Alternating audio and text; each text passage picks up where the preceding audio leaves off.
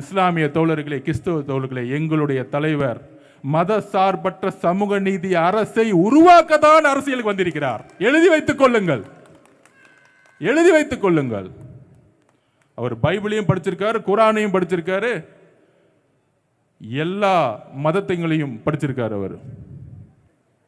அவருக்கு தெரியும், கந்த புராணமும் தெரியும், எல்லா பிலாசபி தெரியும். ஏதோ அமைதியா 10 நிமிஷம் பேசுறதுனால அவருக்கு சில ஊடகங்கள் சொல்லுதே, சில பேர் எழுதி கொடுக்குறாங்க. அவர் எழுதி கொடுக்காமலேயே நம்பர் 1 நடிகரானவர். எழுதி வச்சுக்கோங்க. மக்களுடைய அன்பை யார் உருவாக்க முடியும்? மக்களுடைய அன்பை நம்பர் 1 நடிகரா யாருக்கு கொடுக்க முடியும்? திறமையா? திறமை மட்டும் இல்லை, எத்தனை நடிகர்கள் இருக்காங்க. ஆனால் நம்பர் 1 ஏன் எப்படி ஆனார்? நடிப்பால் அவர் நம்பர் 1 ஆகல, நம்பிக்கையும் அன்பால் மக்களிடம் அவர் இணைஞ்சிருக்கிறார். அவர் சொன்னார், நான் அரசியல் கட்சி ஆரம்பிச்சதே நான் எல்லாரும் வீட்டுக்குள்ள போய் தான் ஆரம்பிச்சேன், நீங்கள்லாம் இன்னுமேட்டு தேர்தலுக்காக வீட்டுக்குள்ள போயிட்டு இருக்கீங்கிறது. திமுக அமைச்சருடைய வீட்டிலேயே 4 குழந்தைங்க நம்மளுடைய ஓட்டு இருக்கு. இதுதான் உண்மை.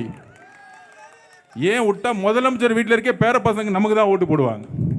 இதுதான் உண்மை. ஸோ நமக்கான பயணங்கள், நமக்கான அஜெண்டா, நமக்கான விஷயம் ரொம்ப தெளிவாக இருக்கு.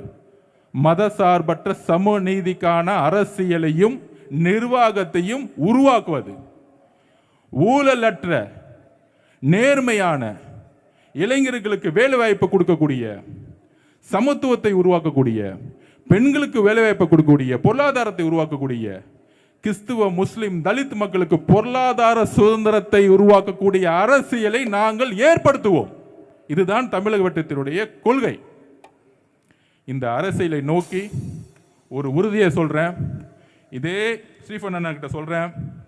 29வது அருமனை நிகழ்ச்சியில் தமிழகத்தின் முதலமைச்சராக எங்கள் அண்ணன் தலைவர் திரு ஜோசப் விஜய் அவர்கள் இந்த காலடி மண்ணில், இந்த மண்ணில் உங்களோட வந்து நிற்பார். அதுக்கு நானும் அருண்ராஜ் அவர்களும் பொறுப்பேற்றுக்கிறோம் அவரை கூட்டிட்டு வர்றதுக்கு.